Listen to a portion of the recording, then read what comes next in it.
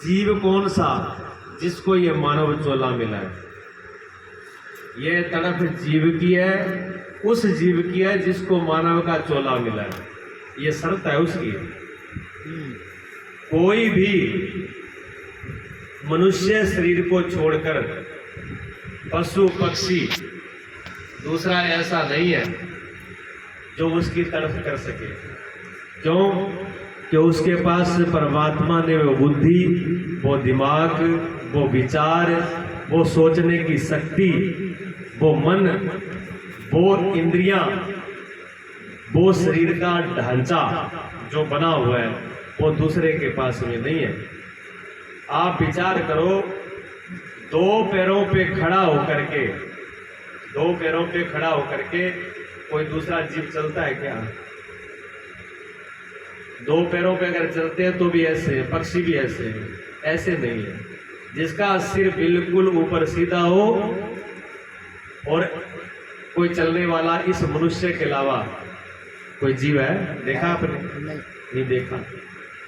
कोई तो विशेषता होगी ना कि एक मनुष्य ही क्यों है जो बिल्कुल सीधा चल सकता है। 84 लाख योनियों में और भी तो बहुत है जीव, लेकिन कोई नहीं। 4 पांव वाले वो भी ऐसे चलते हैं। अगर हमको आपको सोना हो, नींद लेनी हो, तो हमको खड़ा रखा जाए ऐसे तो नींद कैसी आएगी बताओ? मुश्किल है कि आसान है? मुश्किल है। अगर हमको सीधा खड़ा रखा जाए तो नींद हमको आना मुश्किल है। इसलिए हमको नींद लेने के लिए सोना पड़ता है, बॉडी को एक जैसा करना पड़ता है, उसका खून का जो संचालन है वो एक जैसा हो जाए।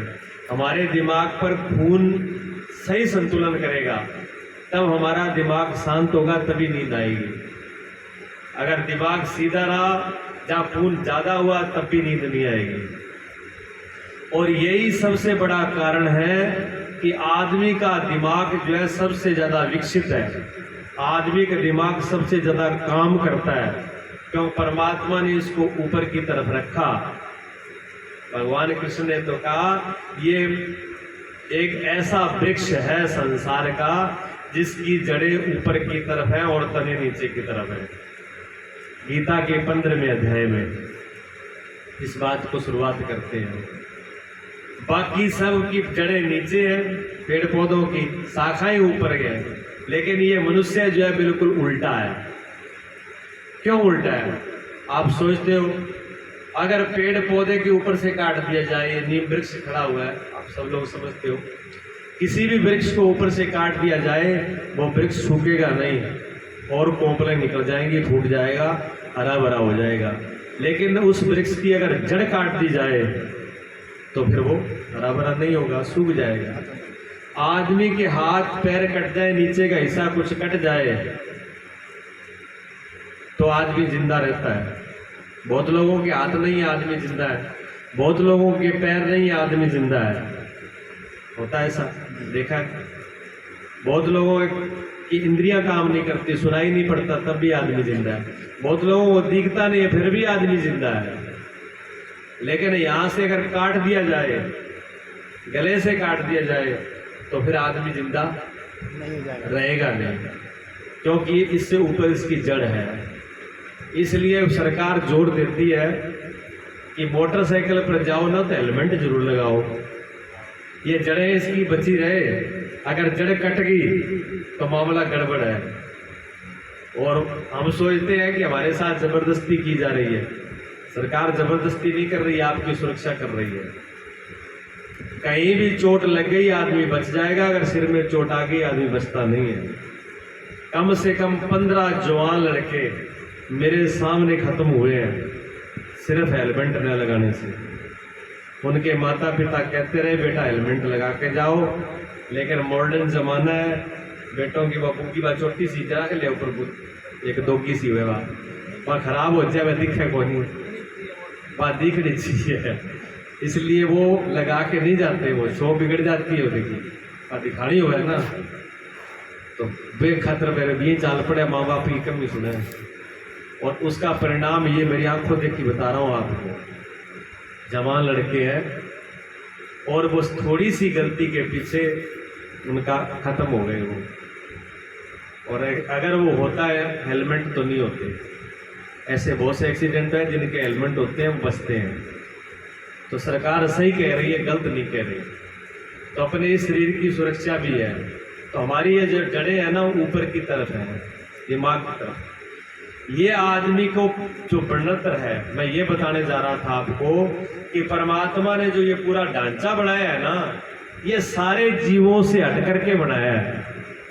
इसमें सब में विशेषता है। इसकी आंख में भी विशेषता है, इसके कान में भी विशेषता है, इसकी दिमाग में भी विशेषता है, इसकी बढ़तर में विशेषता है, इसके हाथ पैरों में भी विशेषता है। सिर्फ एक बात में नहीं है।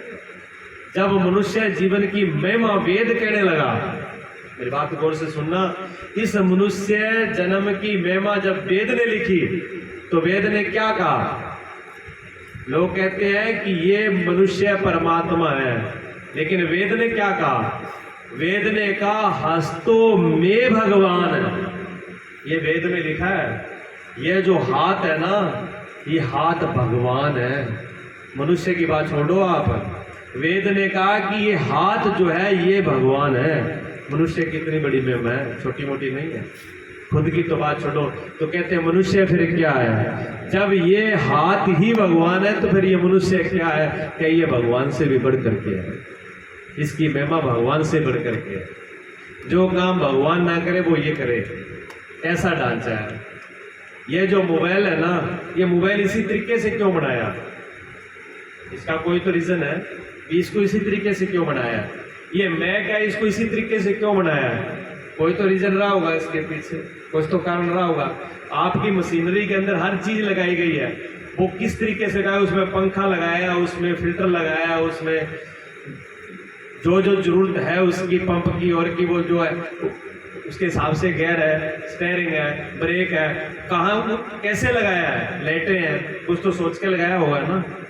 जिस आदमी ने एक ट्रैक्टर भी बनाया है उसकी लाइटें भी लगाई है, उसका स्टेयरिंग, उसका ब्रेक। अच्छा, स्टेयरिंग यहाँ लगा देते, गियर अगले पासे लगाते और ब्रेक लारले पासे लगा देते, ठीक नहीं होता काम? ट्रैक्टर का स्टेयरिंग तो यहाँ लगा देते और ब्रेक लारला पासे लगा दिया, तो लिफ्ट लगा और लाइटां जो किया है एकदम रेस आका पासा कर दिया, यह काम चल रहा है। लेकिन जिस आदमी ने बनाया है, जहाँ स्टेयरिंग होना चाहिए वहीं उसका सारा कंट्रोल होना चाहिए, वहीं ब्रेक होनी चाहिए, वहीं रेस होनी चाहिए, सारा कंट्रोल एक जगह पर होना चाहिए। उसकी बढ़तर को सही देखा है। तो जिस परमात्मा ने ये ढांचा बनाया है ना मानव शरीर का, ये भी बड़े हिसाब से बनाया है, बड़ी सोच समझ के बनाया है, ऐसे नहीं बनाया। तो इसमें बड़ी विकसित है, ये सब चीजों से विकसित है, कुछ भी किया जा सकता है इसे। ये चाहे तो भगवान हो जाए, चाहे तो ये इंसान हो जाए, चाहे तो ये शैतान हो जाए, इसके पास सारी शक्तियां हैं। राक्षस से राक्षस इसी चोले में पैदा हो जाता है, और इंसान भी इसी चोले में पैदा होता है, और भगवान भी इसी चोले में पैदा होता है। इसके अलावा दूसरा कोई चोला नहीं है। इसकी इतनी बढ़तर, इसके परमात्मा ने जो क्षमता है, जो परमात्मा की इसके अंदर जो होने की संभावना रखी है, वो अनंत रखी है।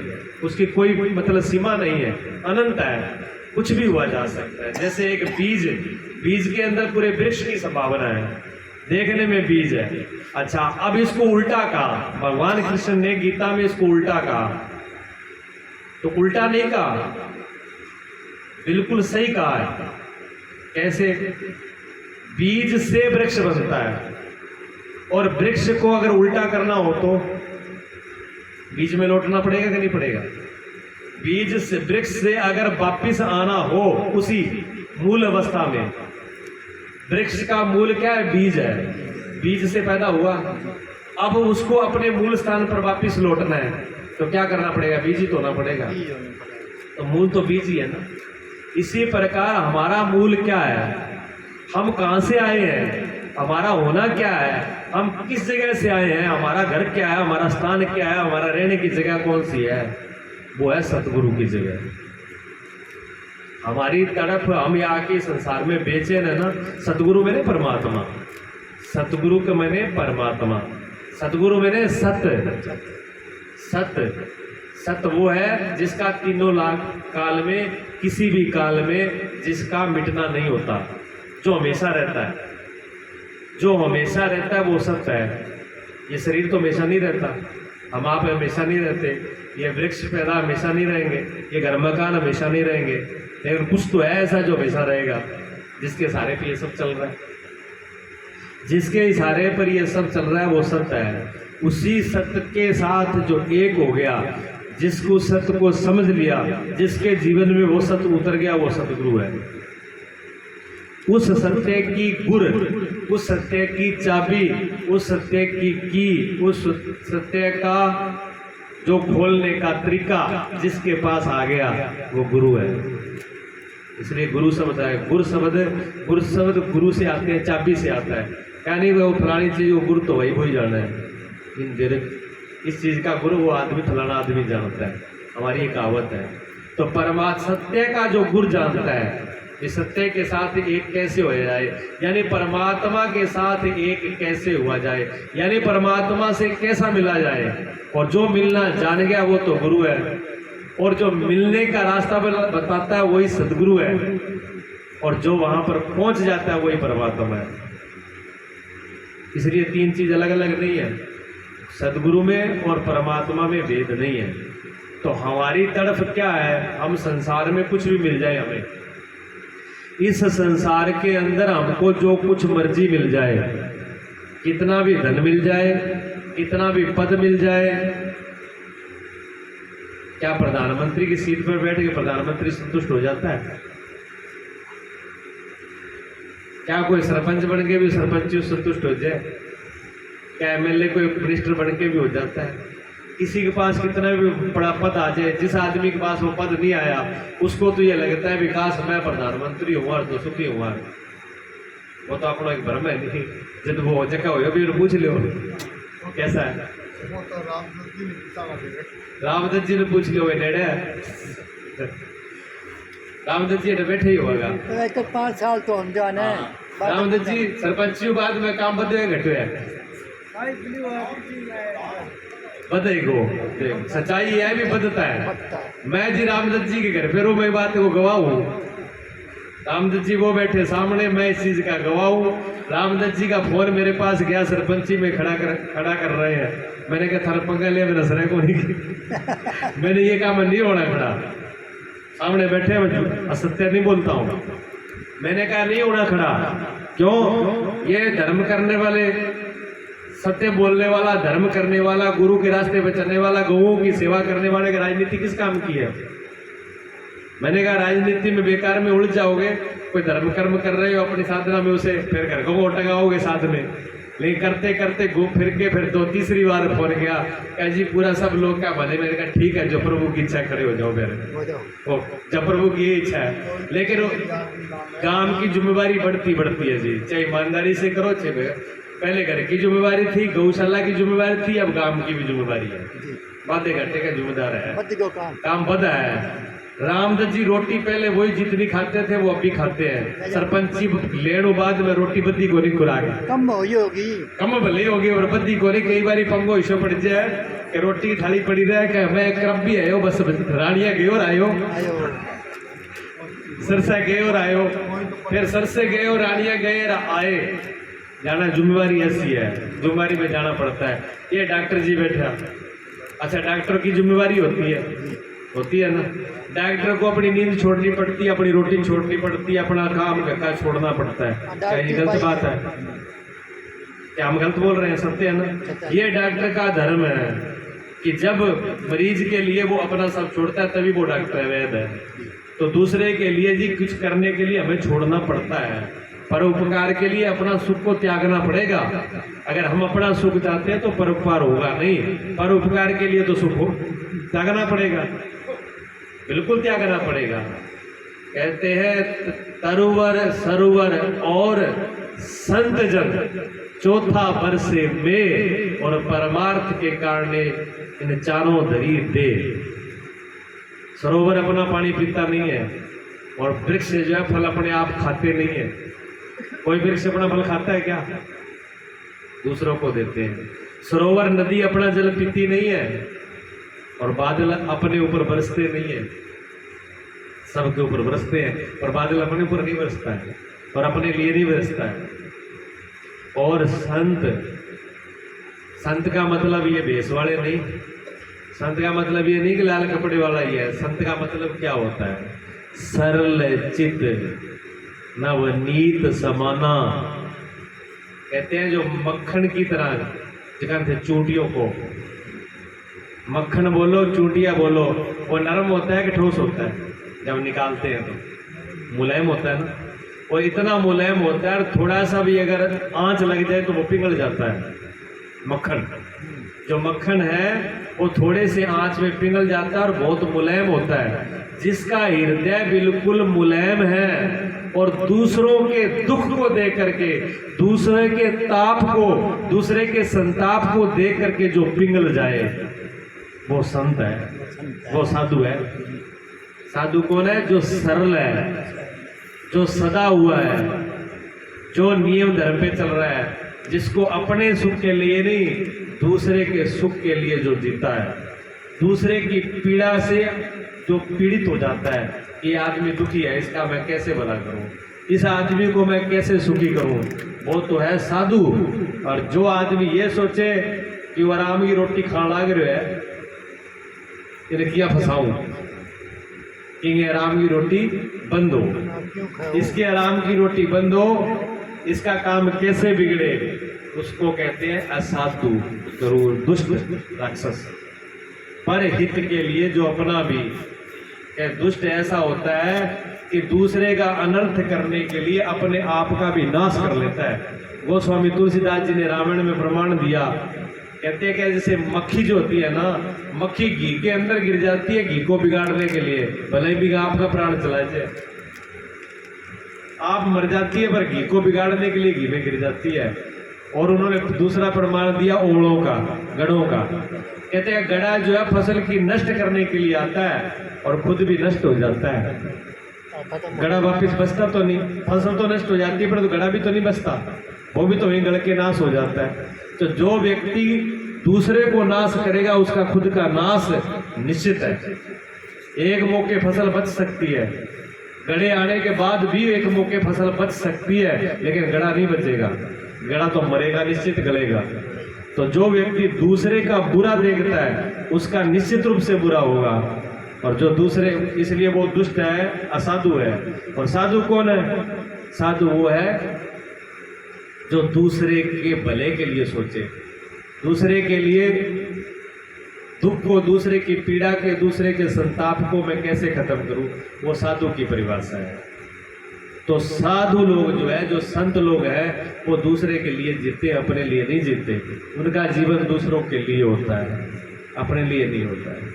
ये चार ऐसे बतलाए, तरवर, सरवर और संत जन चौथा बरसे में। चौथा जो वर्षा होती है, पर उपकार के कारण इन चारों धरी दे, इन्होंने दूसरों के परोपकार के लिए दे धरी है। तो इस समाज के अंदर वो कोई भी कपड़ों में हो सकता है पैंट शर्ट पहनता हो सके पजामा कुर्ता पहने, हो सके धोती कुर्ता पहने, हो सके लाल कपड़े पहने, हो सके सफेद पहने। कपड़ों से मतलब नहीं है, मतलब उसके हृदय से है, उसका हृदय कैसे है। जिसका हृदय समाज की सेवा में लगा हुआ है वो संत है, वो साधु है। ठीक है, ऐसे जीवन, ये जीवन उसके लिए मिला है, ये जीवन उसके खातिर मिला है। तो ऐसे जिनके हृदय शुद्ध हो चुके हैं, पवित्र हो चुके हैं, वो फिर सत्य की खोज के लिए चलते हैं, परमात्मा की। तो कहते हैं सदगुरु प्यारे से मिलना। सदगुरु सत्य में इस संसार में रह करके इस संसार में रह करके हम संतुष्ट नहीं होते जी। कुछ भी मिल जाए, पद मिले, प्रतिष्ठा मिले, नाम मिले, धन मिले, जो चीज़ हमारे पास मिल जाती है वो हमारे से छोटी पड़ जाती है। फिर हम और चाहते हैं। 1 किला जमीन है तो 2 है तो 4 है तो 10 है तो 20 है तो 100। जितनी बड़ी इच्छा उतने और बढ़ गए, जितना धन इकट्ठा किया उतना और बढ़ गए। एक सवार करने वाले नाई जो है, राजा की सवार करते थे वो, राजा उनको 2 रुपये डेली देता था नगद। डेली के तौर पे। और एक राजा की सवार करनी होती थी और किसी की नहीं। उस जमाने में 2 रुपए बहुत होते थे, 2 रुपए बहुत थे। राजा की सुबह के टाइम आना, रोज हजामत करना, थोड़ा मालिश कर दिया। राजा ने 2 रुपए दिए, गए शाम को। 1 रुपए से तो सामान लेके आता था बाजार से, खाने का, पीने का, दूध का, जो भी है। 1 रुपए में फुल सामान आ जाता घर का। 1 रुपया बचता था, उसके लिए प्रसाद ले आता और ढोलकी बजाना बुलाता पूरी संगत को। डेली काम उसका, रोज ढोलक वालों को बुलाना, रोज संगत को बुलाना, रोज भजन कीर्तन नाच मस्ती। शाम के टाइम में डेली काम है। सुबह भोजन अपना बनाया, खाया सब लोगों ने। शाम को तो काम तो उतना ही होता था राजा की सेवा करना। सुबह वो तो 1 घंटे का काम था, गया और आया, उसके बाद समय फ्री। उसके बाद दिन में घर का काम किया, संभाल लिया, रात को अपना आयोजन चालू। रोज घर में भजन कीर्तन होना, रोज घर में ढोलकी बाजा बजना। अच्छा, राजा ने 1 दिन देखा, 2 दिन देखा, 3 दिन देखा, राजा को 1 महीना हो गया। राजा को जलन होगी। राजा ने मंत्री को बुलाया कि इधर आ, मैं राजा हूं, पूरी नगरी का मालिक हूं, मैं कभी सुख की नींद से सोया नहीं और रोज कभी ढोलक बाजे और नाच गाना मेरे घर में नहीं होता। और ये नाई है, मेरी सेवा करता है, 2 रुपए मेरे से लेके जाता है और ये इतना खुश रहता है। इसके घर में रोज खुशी होती है, रोज सत्संग होता है, रोज भजन कीर्तन होता है, रोज ये ढोलक बजती है। ये राज क्या है? इस नाई के पास ऐसा क्या है? अच्छा, मंत्री जो होता है ना, मंत्री ऐसे मंत्री नहीं होता, मंत्री में कुछ दिमाग होता है। मंत्री हमेशा ही दिमाग से होता है जी, बिना दिमाग के मंत्री बनता नहीं है। मंत्री का मतलब होता है जो मंत्रणा करे, जो रिसर्च करे, जो उस किसी बात को बार बार सुलझे भी, इस बात की घुंडी कहाँ उलझी है उसका निर्णय कर ले, वो मंत्री होता है। मंत्री ने कहा कि महाराज चिंता मत करो, अगर आप कहो तो कर दूं बंद। क्या तू बंद कैसे कर देगा? क्या आपका हुक्म होना चाहिए, बंद तो हम कर देंगे। अब राजा को तो जलन थी उसे, राजा के कैसे कर, बंद कर इसको। मंत्री ने क्या किया, खजाने में से 99 रुपए लिए और 99 रुपए लेकर के और उस नाई के एक पासे कुन्ने में रख दिए। नाई सुबह उठा, उठकर तो उन्होंने देखा थैली कहाँ से आई। देखा थैली तो कोई गिरा गया या कोई चोर भूल गया। फिर उस थैली को निकाला उसने, थैली को निकाला तो उसमें सिक्का थे। जब सिक्का गिरने लगा तो सिक्का थे 99। अब 99 के चक्कर में पड़ गया। अब 1 रुपए का तो सौदा हो गया, रुपया 1 ही बचा। नाई ने सिर्फ पिटा, उसने कहा तेरा भला हुआ है, 1-1 रुपये अगर बचावा तो अपने कितना रुपया हो जा रहा है। मैं 99 तो है, 1 ही तो कम है, पहला तो मैं पूरा करे बस होगी। 1 थैली तो पूरी करके बंद करके रख दी और दूसरी थैली शुरू कर दी 1-1 रुपये। अब 1-1 रुपये रोज बचाऊंगा, अब ना तो मैं धनपति हो जाऊंगा। अब शाम ने जो 1 रुपए से भजन कीर्तन होता और प्रसाद बंटता था वो हो गया बंद, बंद हो गया। राजा ने देखा भी बंद तो वाकई हो गया। राजा ने मंत्री से कहा कि ये बताओ तक करो के, क्या राजा साहब करो की कौन थार लिया 99 के चक्कर में ही कर लियो है।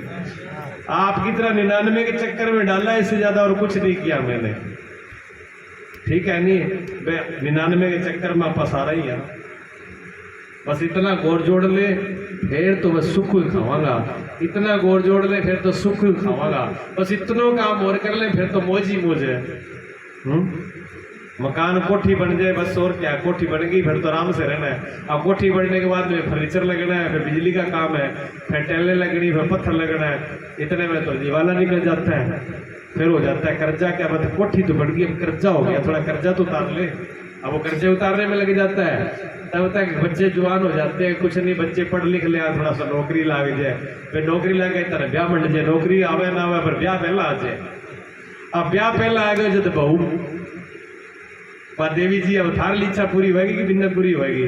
अब घरे मैडम आ गई, मैडम क्या लिखा पढ़ी लो साहब तो मेरे कहना थे कि तो अनपढ़, आपको क्या पता घर कैसे चलाना है। अब वो सिखाएगी घर चलाना, ना चलाया तो चूल्हा आजकल साथ में देते हैं, बेलन चक्रो साकई हवे देज में बारी छोरी हूँ जाता रोटी पक्का कोनी। पूरी पूरी पक्का है दवानी वास्तु। हाँ, और पता है वास्तु शास्त्र में क्या लिखा है? वास्तु शास्त्र में लिखा है कि जिसके घर में रोटी गिनती की बनती हो उसके घर से दरिद्रता नहीं जाएगी, वो हमेशा दरिद्र रहेगा, लक्ष्मी उसके घर में नहीं रहेगी। जो रोटी गिन के बनाता तो भी इतनी रोटी बनानी है। और जिसके घर में 2-4 रोटी ना बचे, में सब खाने के बाद में अगर 2-4 रोटी नहीं बचे तो उसके घर से भी लक्ष्मी चली जाएगी, उसके घर में भी दरिद्रता रहेगी। इसलिए जिम्मेदार के घर में 2-4 रोटी बचती है और बिना गिनती के बनाता है, कितने ही खा जाते, कभी कमी नहीं आती और अनाज कभी खत्म नहीं होता। और जो बिन बिन के बनाते हैं ना ये देवियाँ, वहाँ धापा ही को नहीं, घर वाला ही भूखा रह जाए, दूसरा नहीं खिलाओ। दूसरों को तो क्या खिलाएंगे, घर वाले ही भूखे रह जाते हैं कि रोटी बनाई है पूरी मिनती की, अब भूख लगी है थोड़ी ज्यादा, अब डरता बोलता और ये नहीं कहता कि एक रोटी और खानी है, एक और कहेंगे उच्चार सुनाएगी कि रोज तो इतना खाओ, आज थोड़ा ज्यादा लाग रही है, इसलिए चुपचाप संतोष ही कर लो, मारा जाएगा ब्रेड खा लेगा, बिस्कुट खा लेगा, टाइम पास हो जाएगा। ये होता है। ये आज के जमाने में ऐसे क्यों हो रहे हैं? हमारे संस्कारों की कमी है, संस्कारों की कमी है जी। आप तो हमारी जो इच्छाएं है ना वो बढ़ती है जी, संतुष्टि नहीं है। यहाँ पर आ जाइए आप, मेरी बात ये चल रही है कि हमारी संतुष्टि कहीं होती नहीं है। लेकिन ये नहीं है कि घर गृहस्थी पे चलाने के लिए भी आप ही करो, नहीं, बिल्कुल करना चाहिए, सेवा करनी आनी चाहिए, दूसरों को खिलाना आना चाहिए, दूसरों के लिए करना आना चाहिए, कभी कमी नहीं पड़ेगी। जो अपने आप को बचते हैं फिर वो माचे पे चारपाई पे रहते हैं, जो सेवा से बचते हैं, कर्म से बचते हैं, वो चारपाई पे जीवन बीतता है उनका। और जो सेवा करते हैं वो कभी माचे पर नहीं रहते, वो हमेशा मैदान में रहते हैं, उनके अंदर परमात्मा शक्ति देता है।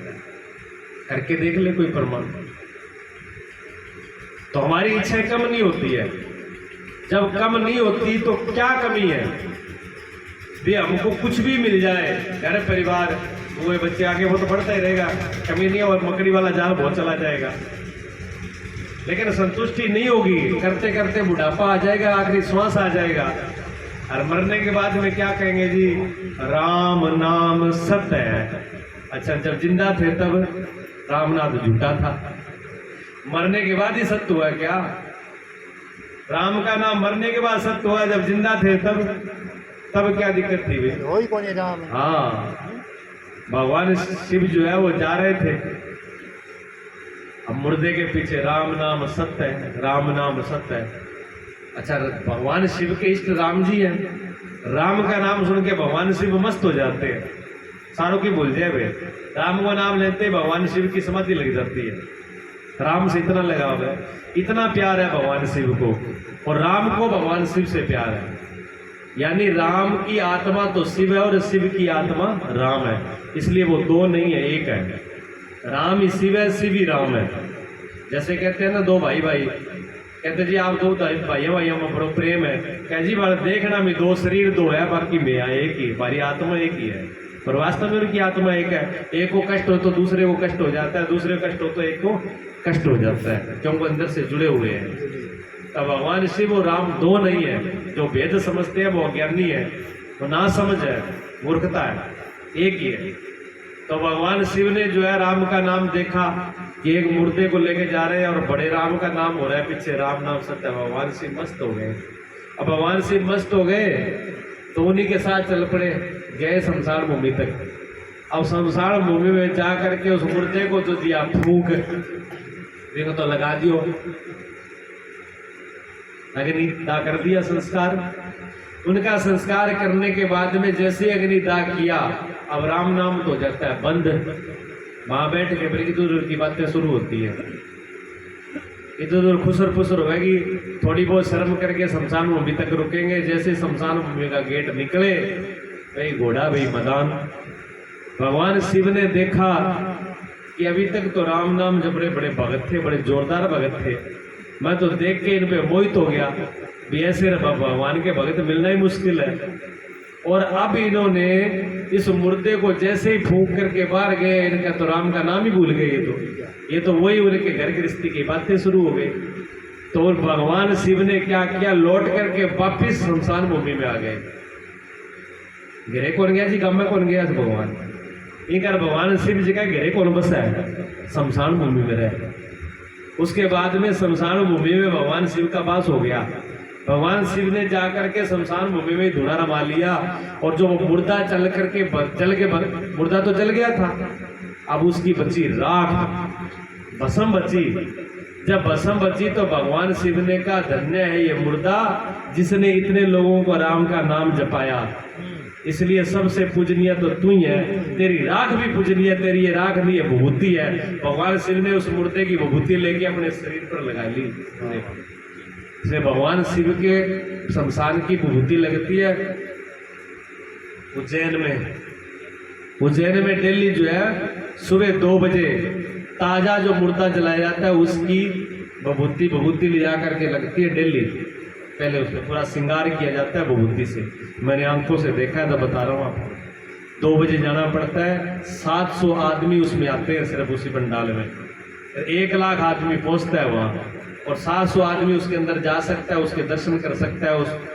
उसको सुबह की भस्म आरती बोलते हैं, उसका नाम है भस्म आरती।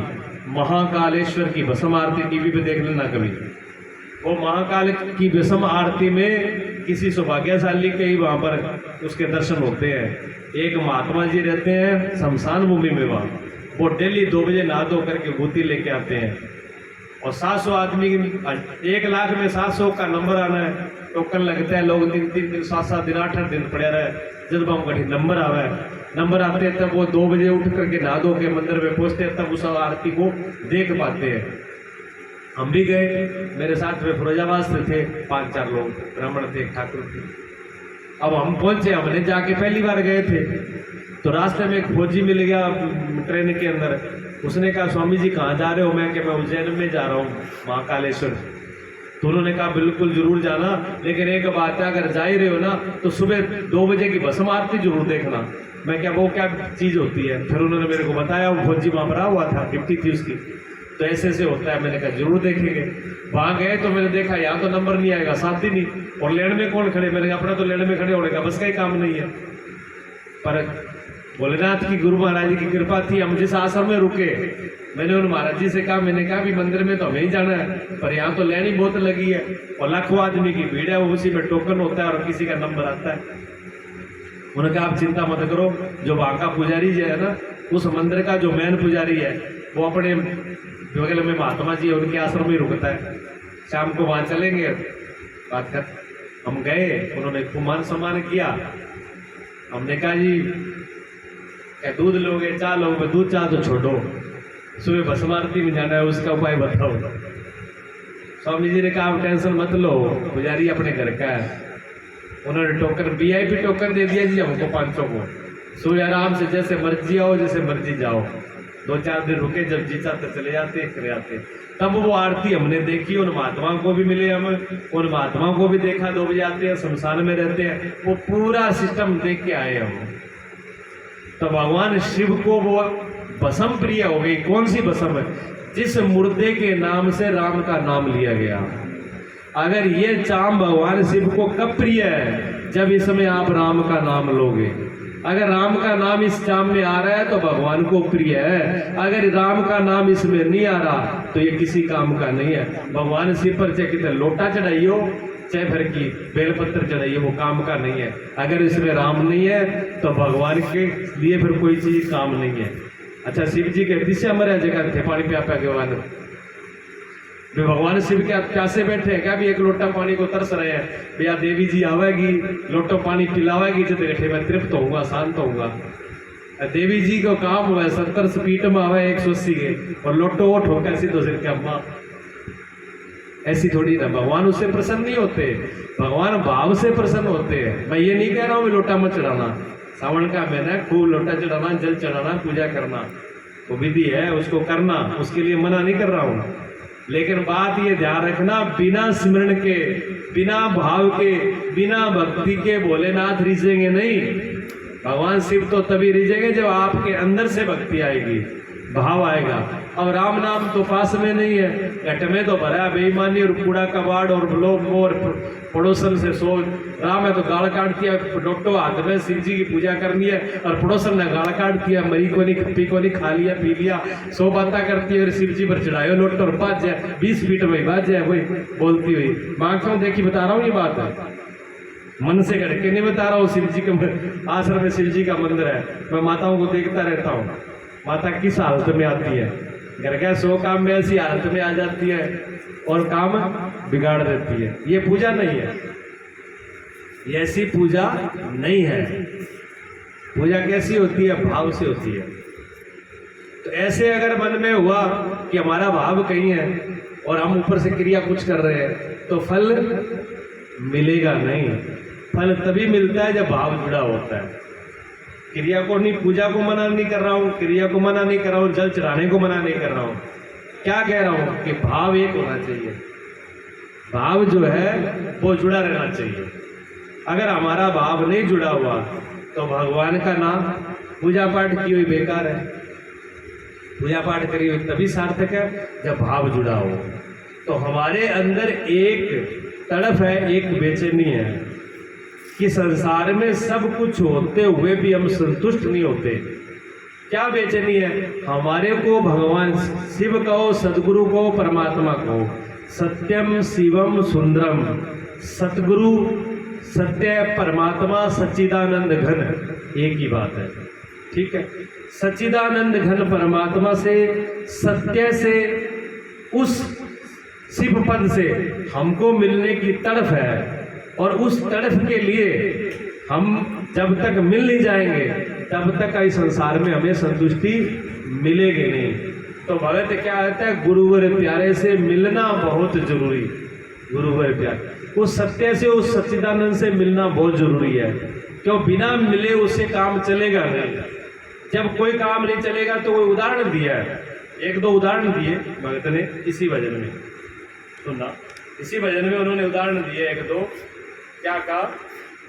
पहला उन्होंने कहा, जो मैं होती काली बदरिया, रिम झिम बरसती, गरज गरज और बरस बरस कर गुरुवर को मैं जाती।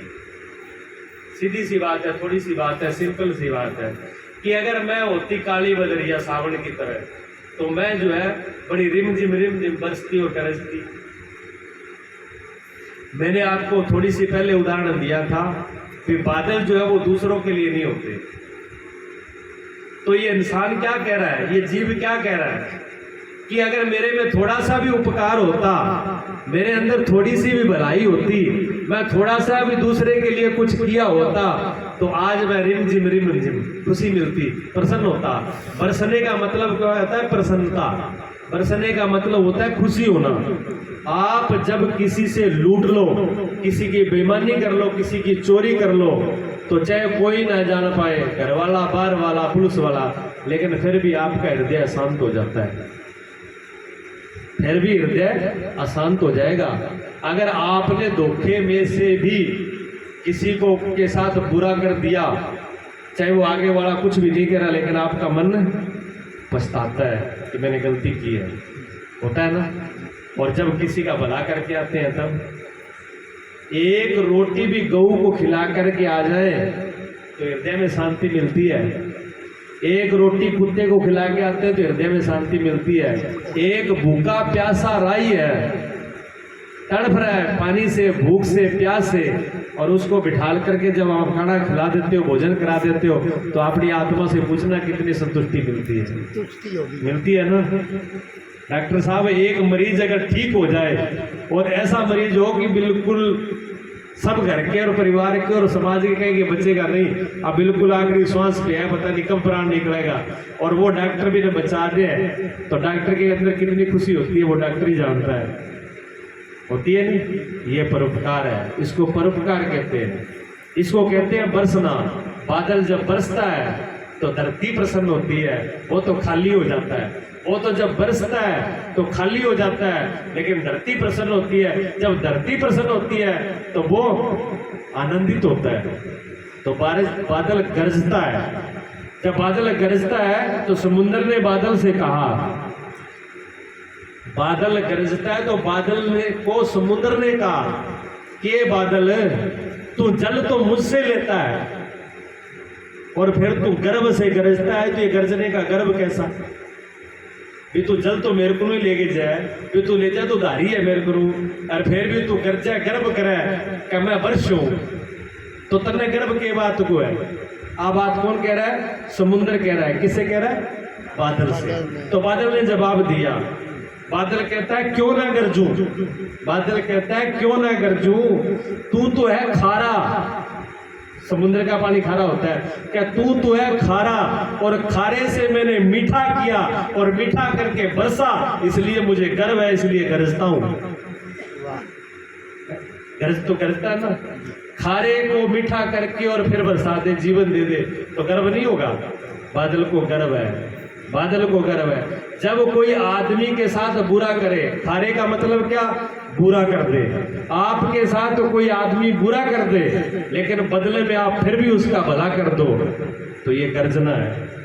ये बस ये बादल की तरह गर्जना है कि जिसने बुरा किया उसका भी भला कर दिया। बुरा करने वाले को एक दिन पछताना पड़ेगा, झुकना पड़ेगा, और अच्छा करने वाला एक दिन शान से खड़ा होगा।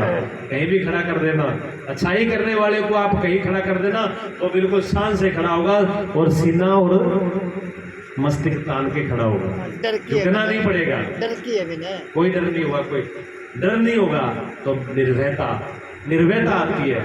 तो बादल का उदाहरण दिया ऐसे, तो वो जीव कह रहा है कि अगर मैं बादल भी होता, मैं मनुष्य होकर के मानव का चोला पा करके, और मेरे में इतना भी गुण नहीं है बादल जितना ही।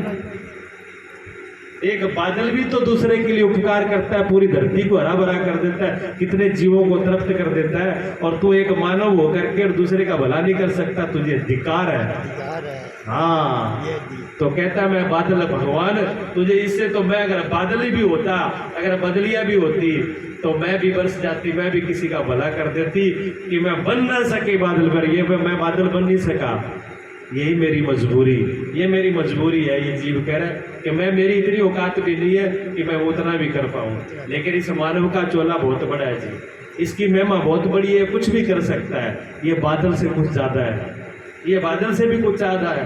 ये चाहे तो कुछ भी करे, ये बिना मौसम के वर्षा कर दे, बिना मौसम के ये पानी बरसा दे, बिना मौसम के ये फल उगा दे, बिना मौसम के ये फसल उत्पन्न कर दे, बिना मौसम के ये फूल खिला दे। इसके अंदर सब गुण है। बोले नहीं, आज देख नहीं रहे आप, आज हर फल हर फूल जो मर्जी मौसम में ले लो आप, ये जात किसकी है?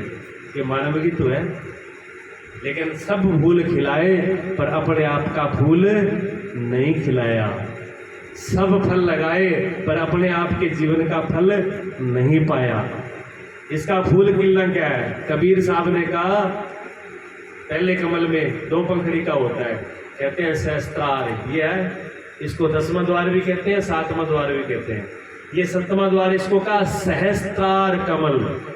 कमल कहते हैं फूल को, सहस्त्रार कहते हैं हजार को, कहते हैं 1000 पंखड़ियों का कमल खिल जाता है यहाँ पर। जब कोई जीव अगर यहाँ 7वें द्वार पर ध्यान करता है तो उसके अंदर प्रकाश ही प्रकाश होता है, पंखड़ियाँ पंखड़ियाँ खिल जाती है, वो कमल की तरह खिल जाता है। अच्छा, कमल का उदाहरण क्यों देते हैं?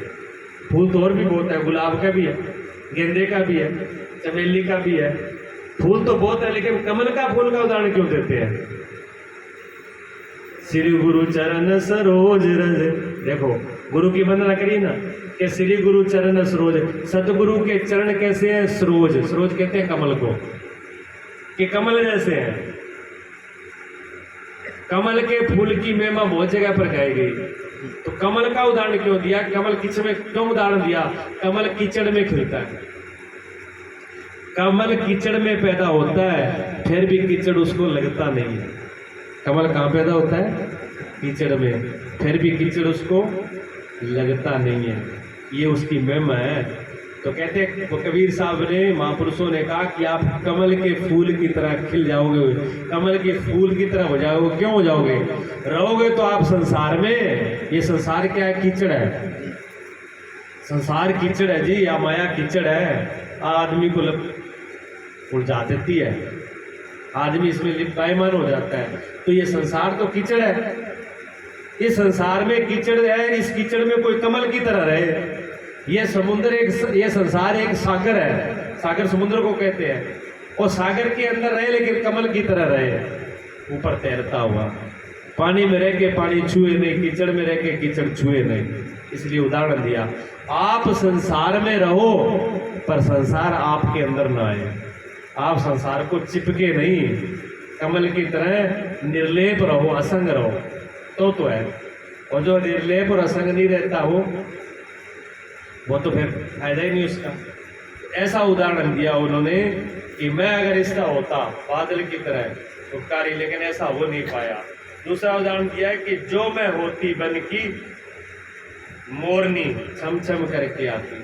सीधा सा देखने में कितना साधारण लग रहा है, आपको लग रहा है कि ये कड़ी कितनी सीधी सादी है, बिल्कुल सीधे शब्द है कि मैं होती अगर बन की मोरनी तो छम छम नाच के आती, नाच नाच के।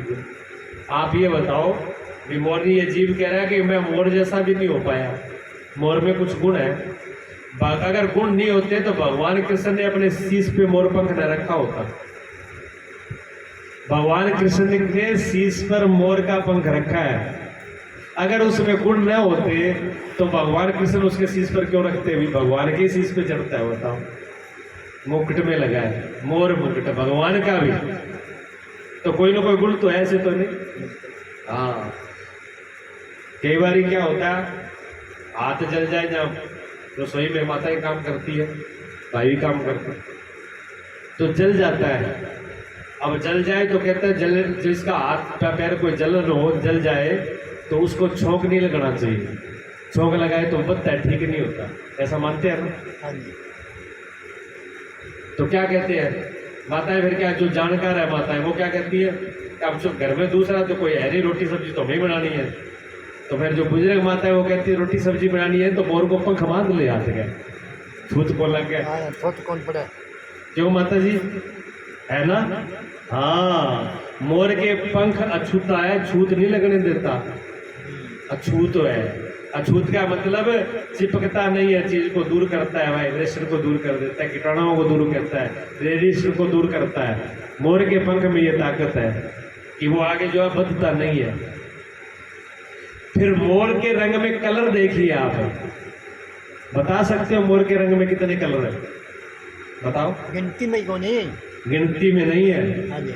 बिल्कुल सही बोल रही है कि आप गिन के नहीं बताओगे, बता सकते भी मोर के रंग में, पंख में कलर कितने हैं। मोर के पंख में सब प्रकार के रंग हैं, कोई रंग बचा नहीं है मोर के पंख में। जैसे भगवान की लीला को और भगवान के रंग को कोई नहीं समझ सकता, इसी प्रकार मोर के रंग को भी नहीं समझ सकता। भगवान ने अपनी पूरी लीला उस मोर के पंख में दिखाई है कि मेरी लीला इतनी अजब है, देख लो कि मैं कुछ कितने भी रंग खिला सकता हूँ, इस दुनिया में कितने प्रकार के रंग खिला सकता हूँ। उसका एक उदाहरण भगवान ने मोर के पंख में दिया। और मोर में क्या गुण है? कहते हैं मोर ब्रह्मचारी रहता है। मोर ब्रह्मचारी रहता है, मोर गृहस्थी में नहीं होता। जैसे सृष्टि की रचना आप करते हो, दूसरे जीव करते हैं, ऐसे मोर की नहीं होती है। मोर का जो जन्म होता है वो मोर की आंसू से होता है। आंख से जो आंसू टपकता है उसको मोरनी पी लेती है, उसी से ही मोर का आगे जन्म होता है।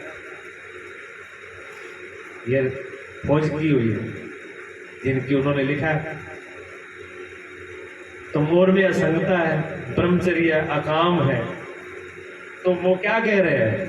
भगत ये कहता है कि मैं मोर नहीं बन सका, मेरे में तो ये भी गुण नहीं कि मैं कोई रंग खिला सकूं। मैंने तो कुरूपता पैदा करी है, मैंने तो अपने चेहरे को, अपने रूप को बिगाड़ लिया। मोर के ऊपर जितने रंग हैं, मोर में जितनी सुंदरता है, लोग जितना मोर से प्यार करते हैं उतना मुझे नहीं करते। मैं तो कितना ही ब्यूटी पार्लर कर लूं और कितना ही ऊपर थिएटर लूं, फिर भी सुंदर बनी हूं जितना मोर है। बताओ, मोर बिना ब्यूटी पार्लर के भी सुंदर है, बिना कुछ लगाए सुंदर है, बिना कोई शैम्पू लगाए सुंदर है, और सो करके भी कुछ नहीं है। तो मोर जितना भी हमारे अंदर गुण नहीं है। फिर मोर जैसी मेरे में अकाम नहीं है, मेरे अंदर बहुत सी कामनाएं हैं, मोर में कामना नहीं है। मोर अछूता रहता है, जो गुण मोर में है वो गुण मेरे में है। अगर मेरे में आ जाते तो मैं भी इस संसार की माया से अछूता रह जाता, इस संसार की माया में, इस मोह ममता में न पड़ता। और तेरे पास जो मोह ममता से, माया से छूट गया, वो मोर की तरह छम छम नाच कौन सकता है? जो खुशी है वो नाच सकता है, जो दुख में पड़े वो कहाँ से नाचेगा बताओ। संसार के दुखों में उलझ गए, संसार की माया में उलझ गए, तो नाच कहाँ रह गया, नाच तो चला गया। हम तो फंस गए इस चक्कर में। तो नाच वही सकता है जो आनंद हो। इसलिए फकीर नाचे, मीरा नाची, नानक नाचे, कबीर नाचे, चैतन्य महाप्रभु नाचे, भोलेनाथ नाचे, हनुमान जी नाचे, बड़े बड़े नाचे ना। लोग कहते हैं नाच लो तो रंडिया का काम है, रंडिया का काम नहीं है नाचना। नाचना बड़े बड़े भगवान महापुरुषों का, जो जिसकी सारी चिंताएं सारे दुख मिट के वो नाच सकता है, और जिसके दुख और चिंता है उसका क्या नाचना, उसका तो ढोंग है। मीरा मस्ती में नाची, चैतन्य महाप्रभु मस्ती में नाचे, उनकी मस्ती को कोई रोक पाया, उनके नाचने को कोई रोक पाया। भगवान भोलेनाथ नाचते डमरू बजा के देखो, भगवान कृष्ण बांसुरी लेके नृत्य करते, रास करते हैं। क्या उनकी आनंद, क्या मस्ती, क्या उसको कोई सोच सकता है, कल्पना कर सकता है कि कौन से लोक में है वो। थोड़ी बहुत अगर झलक किसी को मिल जाए, किसी फकीर को, किसी भक्त को, महात्मा को, वो भी मस्त हो जाता है, वो भी उनकी मस्ती में नाचने लगता है। तो हम क्या कह रहा है भगत कि मेरे में गुण तो मोर जैसा ही नहीं है कि मैं नाच सकूं, मस्ती मना सकूं, इतना गुण तो मेरे में है ही नहीं। आपको लग रहा है कि अर्थ सीधा सीधा है, क्यों डॉक्टर जी? आपको लग रहा है ना अर्थ सीधा सीधा है, लेकिन कितने अर्थ छिपे हुए हैं, बहुत अर्थ छिपे हुए हैं। इसलिए हाँ, जितना शब्द कोई सरल दिखे उतना सरल है नहीं वो बहुत है। भगवान भी बहुत सीधे हैं, भगवान शब्द भी बहुत सीधा है, लेकिन इतना सीधा नहीं है। ये तो सीधो कोनी जी, बड़ी टटी खीर है।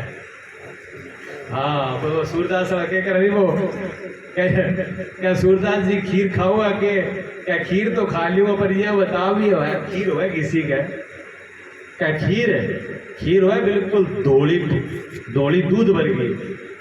अब जगह की कोई नहीं केटा को धोलो दूध की शौक है, कह रहा धोलो दूध की शौक हुआ है, क्या धोली चादर, क्या वह धोली चादर किसी को है, धोला भुगला वर्गी, क्या वो धोलो भुगलो की शौक है। पर क्या अंदा तो खा लिया, खा फिर समझाड़ो यो को, कह रहे इन्हें पकड़ाओ हाथ हारो का बताऊं। जहाँ सूरदास वो ले गए हाथ इया करके कह दे वो पकड़ो उठो, क्या हाथ लगाओ, क्या बुगला की चूंच है क्या, आप गर्दन है क्या, अभी की नस है वो आगे अभी की धड़ है। सूरदास पकड़े थाली मारी फेंक गए, आग लग गई इसी खीर के, इतनी टेढ़ी में डिकंट को पाड़ देगी क्या, बनती कहीं ले गया खीर, खा लियो खीर के, देख लिया तेरी खीर इसी नहीं थे तो ना खीर पांड। बताओ कोई तो टेढ़ो मामलो है जी, खीर तो सीधी है, पर बस टेढ़ी मेढ़ी हो जाए, ना समझ आए बहुत टेढ़ी हो जाए, समझ में आ जाए तो सीधी है, ना समझ में आए तो बहुत टेढ़ी है। शब्द बहुत सरल है भगत के, ये शब्दों में देखो प्रमाण दिए हैं, भजन में प्रमाण दिए हैं उन्होंने बिल्कुल सीधे सरलों शब्दों में, लेकिन कितने उनका रहस्य देखिए आप, उन वाला गुण हमारे अंदर नहीं है, मानव होकर के भी। तीसरी कड़ी में कहते हैं जो मैं होती बन की कोयल, तो गीत मधुर में गाती। भगत कह रहा है कि मेरे में इतना गुण नहीं है कि मैं कोयल की तरह मीठा बोल लेती। दुनिया में मीठा बोलना बड़ा बुरा है, औखा है जी। जगह न मार सो छेड़ लियो भैया, काला नागल तरसी तो फनी चक्कर है, मानस छेड़ भी दे रहा है। मिठास का शब्द बहुत कम हो गया। घर में जबकि 99% बीमारी है ना, जो लड़ाई है बात सही न बोलने की है। एक मौके काम कम हो जाए, ज़्यादा हो जाए, कोई फर्क नहीं पड़ेगा। एक मौके काम थोड़ा हो जाए, ज़्यादा हो जाए, कोई फर्क नहीं पड़ेगा। एक मौके काम बिगड़ जाए, कोई फर्क नहीं पड़ेगा। एक मौके घर में घाटा लग जाए, कोई फर्क नहीं पड़ेगा। घर के रिश्ते नहीं टूटेंगे, घर के संबंध नहीं टूटेंगे, घर में प्यार नहीं टूटेगा। काम बिगड़ गया, सिर्फ प्यार से इतना ही बोल दे माता जी गलती होगी, काम करता मैं इतना में किए जाए, पर इतनी तो मेहमानी कौन सका नहीं, मीठो तो मैं बोली कौन सका, क्यों हो गयो बिगड़ गयो तो थारू के बिगड़े कौन ही। अब रोन द्राग तो यहाँ भी पड़ती है, बराड़ बदेगी तो यहाँ से बदेगी कि आपने एक बोला शब्द अगले ने 4 बोले, और वो भी ऐसी भाषा में बोले जो आर पार कर दे। कहते हैं तलवार का घाव, सियाणों का कहना है तलवार का घाव मिल जाता है पर वाणी का घाव मिलता नहीं है। वाणी ऐसी है, वाणी ऐसी बोलिए मन का आपा खोए, औरन को शीतल करे आपहु शीतल होए। वाणी ऐसी बोलो जो मन के भ्रम और मन के आपे को भी मिटा दे और दूसरा भी ठंडा शीतल हो जाए, और आप तो ही जाएगा। जब दूसरे को शीतल करोगे तो आप अपने आप ही शीतल हो जाओगे। और दूसरा का आग लगा हुआ, हम लोग गुस्सा है तो आग तो है, अब रीस आई जोर की, गुस्सा हुआ और दूसरे को गाड़ निकालने के लिए तो पहला तो छाती आपकी जली कि नहीं जली? आग तो पहले इधर लगेगी नहीं, तभी तो आगे जाएगी लपट। आग इधर लगती है तब लपट जाती है। अगर मिठास है, जबान में मिठास है, हृदय में मिठास है, तो हम मीठे अपने आप ही शीतल हो जाएंगे, उधर आ जाएंगे। तो क्या कहा रामायण में तुलसीदास जी ने? नहीं, तुलसीदास जी कही है सर दुआ, कागा किसका धन हरे और कोयल किसको देत, एक बोली के कारणे जग अपना कर लेत। कहते कागा तो किसका धन हरे, कागलो की को धन बोरी चंगे ले जाएंगे। मंडेरी में बैठ के काऊ काऊ करो, उसको उड़ाया, लाग्यो है कान खाने काऊ काऊ करने। कौए की बोली किसी को स्वादी नहीं है, और कोयल इतनी बोलती रहती है। कभी कोयल को उड़ाया किसी ने? बताओ। इतने लोग बैठे हो, कोयल किसी को अखरी भी है, कोयल क्यों बोल रही है, उसको उड़ा दो। कभी किसी के दिल और दिमाग में ये बात आई? और कोयल की आवाज और का की आवाज में, साउंड में कितना अंतर होता है बताइए आप। कागला जब बोलता है ना तो इस घर में बोलेगा तो बद से बद इला घर तक जाएगी आवाज, तीसरे घर पे नहीं जाएगी। अगर कौआ बोला इस घर में मंडेरी पे बैठ गए तो एक पड़ोसी से दूसरे पड़ोसी से तीसरे में नहीं जाएगी आवाज, और कोयल बोलेगी तो पूरे गांव में जाएगी। तो आवाज किसकी तेज है? कागले की है, कोयल की है? कौए की है कि कोयल की है? कोयल की आवाज इतनी ऊंची है कि पूरे गांव में सुनाई देती है, फिर भी किसी को अखरती नहीं। और कौए की आवाज बहुत धीमी सी होती है, फिर भी अखरती है। फर्क क्या है? फर्क उसकी कर्कशा में है, उसकी मिठास में है। एक मीठी है, एक कड़वी, एक में रस नहीं है। एक मीठा है, एक रस नहीं है। तो कोयल जो है किसी को देती नहीं है और कौवा किसी से छीनता नहीं है, लेकिन कोयल अपनी एक बोली के कारण पूरे जग को अपना कर लेता है। हम अपने परिवार को नहीं कर पाते जी, हम अपने घर को, अपने बच्चों को नहीं कर पाते बोली की वजह से। अब बोली बड़ी खतरनाक है। हमारी बोली काऊ काऊ की तरह है, कागले की तरह है, कोयल की तरह नहीं है। ये भगत कह रहा है कि जो मैं होती बन की कोयल है तो गीत मधुर सुनाती। तो मैं अगर बन की कोयल भी होती नहीं तो मीठे मीठे इतनी मीठा बोलती, इतने मीठे बोलती कि मैं अपने प्रभु को रिझा लेती। मेरी तो बोली इतनी कड़वी है, मेरा तो स्वभाव इतना खराब है कि भगवान के सामने बेनती भी नहीं कर सकता, प्रार्थना भी नहीं कर सकता। उसके आगे बिना प्रार्थना भी मेरे से नहीं होती है। बताइए, ये मानव का शरीर मिला है, ये मानव का चोला मिला है, अगर अपनी हम भाषा को नहीं सुधारा तो, अगर हमने अपनी भाषा को ही नहीं सुधार पाए तो फिर इस मालम चोले को पाके हमने क्या लिया है? कुछ लिया? कुछ नहीं लिया। ऐसे आए और ऐसे चले गए, क्या निकाला हमने? तो कोयल में कितना बड़ा गुण है। अगर मीठा बोलना हम सीख गए तो परिवार समाज टूटेगा नहीं। गलती हो जाए तो प्यार से मान लो गलती हो गई, कोई गोली नहीं मारेगा। लड़ाई कहाँ होती है? जाकड़ होती है। गलती ना मानो, रकड़ जाओ। सगा चोरी सगा जीना चोरी, दो काम हो तो फिर काम बिगड़ता है। अगर वही बात प्यार से हो जाए तो क्या नहीं सुनता जी? प्यार से कौन नहीं मानता? प्यार से तो कहते हैं मीरा के गले में सर्प डाल दिया तो मीरा के प्यार के सामने वो सर्प ही मस्त हो गया। उन्होंने कहा इतना प्रेम है जहाँ पर मीरा, वो जो काला नाग था वो भी भूल गया खाना, वो भी डसना भूल गया मीरा के प्रेम के सामने। मीरा में इतना प्रेम था। चैतन्य महाप्रभु के सामने खूंखार शेर छोड़े अंग्रेजों ने। कहता ये बहुत बड़ा भक्त बनता है। जंगल में ले जाकर के खूंखार शेर छोड़ दिए अंग्रेजों ने, और चैतन्य महाप्रभु ऐसे हाथ फैला के खड़े हो गए, आ जाओ मेरे बच्चे। और दोनों शेर जो खूंखार थे वो पैर को चाटने लगे और चैतन्य महाप्रभु से मिलने लगे। अंग्रेज देख के घबरा गए, ये क्या बीमारी है, छोड़ के भागे वहां से। दूर से दूर भी लगा के दूर से देख रहे थे। उसके बाद उन्होंने जब पशु पक्षी भी प्रेम को पहचान लेते हैं, इंसान क्यों नहीं पहचानेगा? हाँ जी, प्रेम से जिस पशु के पास आप जाते हो ना, वो आपको देखते ही पूंछ हिलाता है, देख करके खुश हो जाता है। और डंडो हाथ में लेके जाओ ना, समझ जाता है, पहले समझता है ना। हाँ, प्रेम बड़ी चीज है जी, प्रेम परमात्मा है। तो विवेकानंद जी का लव इज गॉड, प्रेम ही परमात्मा है, विवेकानंद जी का शब्द है। तो मिठास ऐसी चीज है। तीसरा उदाहरण दिया कोयल का, कितना प्यारा है। क्या कोयल वाले गुण है हमारे अंदर? सोचने की बात है कि नहीं? देवियों, बात समझ में आ रही है ना? मिठा बोलना सीख लियो। हाँ, बहू सासू किसी बनेगी या मिश्री और दूध की बने? आप समझ, मिश्री और दूध मिला दे नहीं, इसो रस बना है। अरे जे मिठो बोलो सीख तो सासू होगी, इतनी बनाएंगे दूध और मिश्री दोनों ठाई कोर पड़ा है, वो भी दूध में मिश्री है कि मिश्री में दूध है, इतनी मीठी हो जाती। और बात समझ में औखी है। आज है तो ठीक है, कोशिश तो मैं ही करूँ कि आज। चौथा कहते हैं जी, चौथी बात उन्होंने की, जो मैं तेरा पता जानती कत लिखवाती जन। चौथी बात ये कही है उन्होंने यार के कि सबसे बड़ी तो मेरे अंदर कमी क्या है कि मैं आपका पता ही नहीं जानता हूँ। इस जीव का सबसे बड़ा दुख, सबसे बड़ी पीड़ा, सबसे बड़ी विडंबना यही है कि इसको ये पता नहीं है कि मुझे जाना कहाँ है।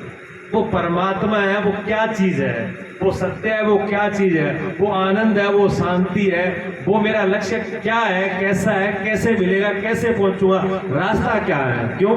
दुनिया में बहुत लोग हैं बताने वाले, शास्त्र बहुत है बताने वाले बहुत है, गुरु बहुत है, पंडा बहुत है, पुजारी बहुत है। कोई कहता है ये परमात्मा, कोई कहता है ये परमात्मा, कोई कहता है ये परमात्मा, कोई कहता है ये परमात्मा, कोई कहे मैं सच वो झूठ, कोई कहे मैं सच वो झूठ। वो सुन के उलझ जाए, पल्ला की जगह पढ़ू मैं जाऊं किला पास है। आगे समस्या है, ये हमारी समस्या है, सबकी समस्या है। तो कहते हैं सतगुरु के पास में अगर आपको प्यास लगी, एक बात ध्यान में रखना, अगर ऐसी उलझन में है कोई व्यक्ति, तो जिस आदमी को सच्ची प्यास लगी हो, वास्तव में प्यासा हो, और उस आदमी को कोई पहले साइकिल पे बेचने आते थे ना मीठे वो छल्ला, बेटा माता जी समझ गया पर के बोलता लच्छा लच्छा। अब कोई लच्छा देकर के किसी की प्यास बुझाए, बुझ जाए क्या?